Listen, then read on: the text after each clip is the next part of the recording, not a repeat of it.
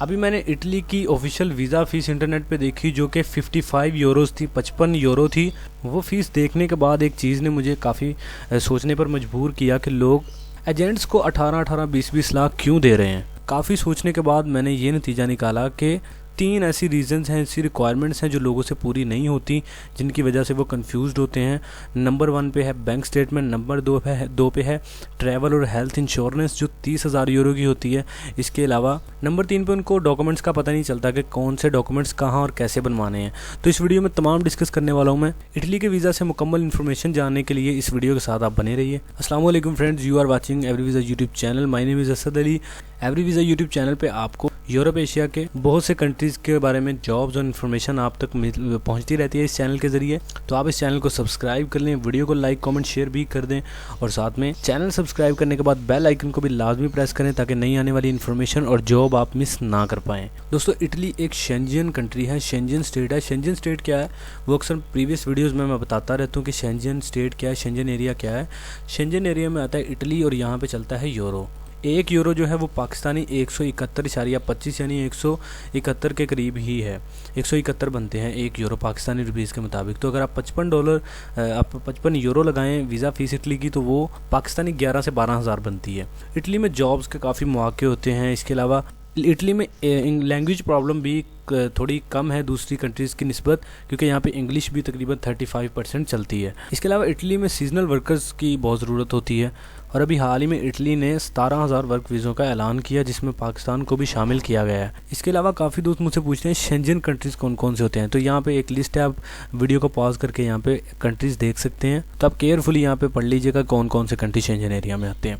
अब बढ़ते हैं इटली के मेन टॉपिक की जानिब। सबसे पहले रिक्वायरमेंट्स जान लेते हैं कि कौन कौन सी हैं। सबसे पहले एक बात को आप जहन में बिठा लें, इटली का वीज़ा आपको अप्लाई करने के लिए 6 मंथ्स पहले स्ट्रगल करनी पड़ती है।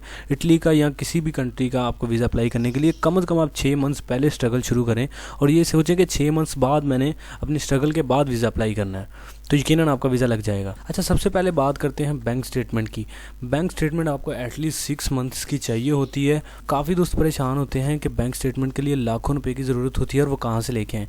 तो ये सबसे बड़ी कन्फ्यूज़न ये होती है जो कि मैं आज दूर करने वाला हूँ। सबसे पहले आपको एक अकाउंट खुलवाना होता है और 6 मंथ तक आपने 6 मंथ के अंदर अंदर उसमें ट्रांसैक्शन शुरू करनी है कि थोड़े पैसे जमा करवाइए निकाल लें, जमा करवाएं निकाल लें। यही सिस्टम 6 मंथ्स चलाते रहें। चाहे आप 50,000 ऐड करें फिर निकलवा लें, 30,000 ऐड कर लें 20,000 निकलवा लें। तो ऐसे आपने पैसे निकलवाने, उन्हीं 50,000 को आप निकलवाएं, ऐड कर लें। तो ज़रूरत नहीं है आपको लाखों कमाने की, लाखों लेके आने की। सिर्फ 50,000 को ही आप ऐसे मेंटेन कर सकते हैं कि 30,000 जमा करवा के 20 निकाल लिया, फिर 10 निकाल लिया, 10 जमा करवा दिया। इस तरह करके आपको बैंक स्टेटमेंट बनानी है। एटलीस्ट 6 मंथ तक आपको ये प्रोग्रेस शुरू करना है। ये नहीं सोचना कि आपकी 6 लाख बनेगी, 7 लाख, जितनी बन गई 6 मंथ्स के अंदर अंदर वो आपकी चल जाएगी। इसके अलावा एंड बैलेंस कितना होना चाहिए आपके अकाउंट में। देखें, काफ़ी लोग परेशान रहते हैं कि लाखों रुपये चाहिए। यार, सिर्फ 1.5 से 2 लाख आपका एंड बैलेंस हो अकाउंट में तो चल जाता है। इटली एक्चुअली कहता है कि आपकी एम्बेसी कहती है कि पर डे के हिसाब से आपके पास 30 यूरो होने चाहिए इटली में। एक दिन के लिए 30 यूरो इटली में आपके लिए होने चाहिए। 30 यूरो पर डे हो तो आपके 1 महीने के लिए विज़िट वीज़ा अगर आप लें तो 1 महीने के लिए आपके 900 यूरो बनते हैं जो पाकिस्तानी 1,80,000 तक बनते हैं। तो आप देख लीजिएगा 2 लाख आपका एंड बैलेंस हो तो तब भी चल जाता है। तो ये बैंक स्टेटमेंट की सारी परेशानी ये थी जो मैंने आपको बता दी। तो अगर आप गौर से मेरी इस बात को समझ ले जो मैंने अभी आपको एक समझाई बात, तो अगर आप इसको गौर से समझते हैं तो मुझे नहीं लगता कि आपकी बैंक स्टेटमेंट आपको बनाने में कोई प्रॉब्लम आ सकती है। इसके अलावा बात करते हैं ट्रैवल इंश्योरेंस और हेल्थ इंश्योरेंस की, जो कि 30,000 यूरो तक आपकी होनी चाहिए। और लोग परेशान इसलिए होते हैं कि 30,000 यूरो पाकिस्तान के 51,30,000 बनते हैं और लोग परेशान होते हैं कि पता नहीं 51,30,000 के हमें देकर ये ट्रैवल इंश्योरेंस हेल्थ इंश्योरेंस इतनी होनी चाहिए हमारी, और इतने पैसे कहाँ से आएंगे, ये भी एक परेशानी है। ये मेरे भाई आपसे 30,000 यूरो वो मांग नहीं रहे, ना ही आपसे कह रहे हैं कि हमें दिखाएं। ये एक बड़ा लंबा चौड़ा लेक्चर है, वीडियो काफ़ी लंबी हो जाएगी। तो आपने सिंपली जाना है किसी भी अच्छे से एजेंट के पास जो कि आपका एतमाद वाला एजेंट हो। उसको आपने सिंपली कहना है कि ट्रैवल इंश्योरेंस और हेल्थ इंश्योरेंस 30,000 यूरो की बना दो।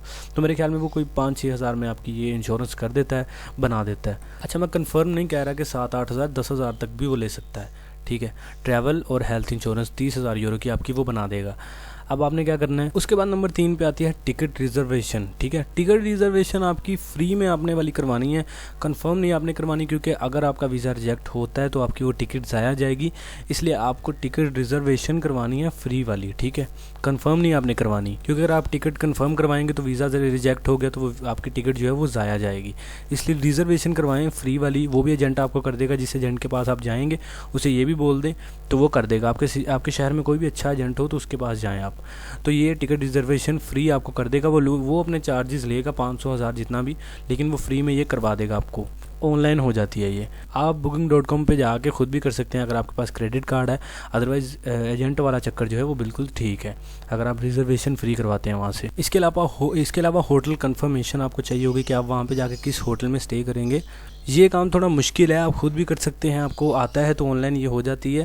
अगर आप किसी एजेंट से करवाना चाहते हैं तो वो भी आपको एजेंट ये कर देगा, वो अपने चार्जेस अलग से लेगा 500-1000। इसके अलावा आपको 40 यूरो देने पड़ते हैं पहले, ताकि आपकी कंफर्मेशन हो जाती है। बाकी पेमेंट आपको होटल में जाके करना पड़ती है जब आप इटली पहुंचते हो। तो ये रूल है, मतलब आपको 30 से 40 यूरो पहले देने पड़ते हैं।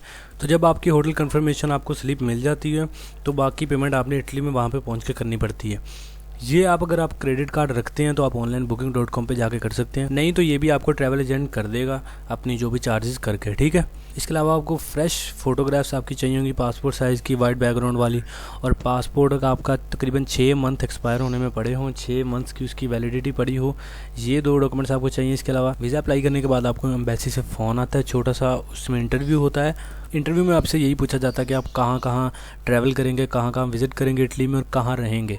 तो जो होटल कंफर्मेशन आपने करवाई होती है, आपने उस होटल का नाम भी याद रखना है। एम्बेसी में जाके ये बताना है कि मैं इस होटल में स्टे करूँगा, जो आपके पास जिसकी आपने कंफर्मेशन करवाई है। उसके बाद आपने गूगल पे जाके इटली के जो मशहूर प्लेसेस हैं उनका नाम याद कर लेना है और इंटरव्यू में यही बताना है कि मैं इस प्लेस में घूमना चाहता हूँ, मैं इटली मैंने सुना है कि बहुत खूबसूरत है।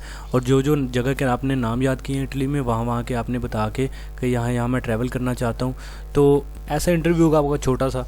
ये इंटरव्यू के बाद 14 से 28 दिन में आपको वीज़ा मिल जाता है। ईमेल आ जाती है आपको कि आपका वीज़ा लग चुका है, तो आपको वो वीज़ा मिल जाता है। तो अब आप मुझे ये बताएं कि इसमें ज़्यादा से ज़्यादा आपका 1 लाख से 1.5 लाख खर्चा आएगा, और आपने ये परेशानी नहीं लेनी कि वीज़ा रिजेक्ट हो गया तो 1 लाख से 1.5 लाख ही हमारा ज़ाया होगा। तो आपका सिर्फ आपके सिर्फ वही पैसे ज़ाया होंगे अगर वीज़ा खुदा न खास्ता रिजेक्ट होता है। जो आपने वीज़े के मतलब पाकिस्तानी 10 से 11,000 जो वीज़ा की फ़ीस आपने दी है, सिर्फ वही रिजेक्ट होगी, वही ज़ाया होगी, क्योंकि जो आपने डॉक्यूमेंट्स रेडी किए हैं वो किसी और कंट्री के वीज़ा के लिए भी यूज़ हो सकते हैं। इस तरह आपके डॉक्यूमेंट्स पूरे कंप्लीट हो जाएंगे, रेडी हो जाएंगे, आप किसी और कंट्री का वीज़ा भी इन्हीं डॉक्यूमेंट्स पे अप्लाई कर सकते हो। इसके अलावा एक क्वेश्चन था कि क्या फ्रेश वीज़ा पे इटली का फ्रेश पासपोर्ट पे इटली का वीज़ा अप्लाई हो जाता है? तो डेफिनेटली हो जाता है, क्योंकि कोई भी बंदा जो है वो फ्रेश पासपोर्ट से ही अपनी ट्रैवल हिस्ट्री बनाना शुरू करता है। तो फाइनली कैसी लगी वीडियो, लाइक कर दें, चैनल को सब्सक्राइब कर दें। आज के लिए सिर्फ यही इन्फॉर्मेशन थी, मिलते हैं अगली किसी अच्छी सी वीडियो में, तब तक के लिए दीजिए मुझे इजाज़त। अल्लाह हाफिज़।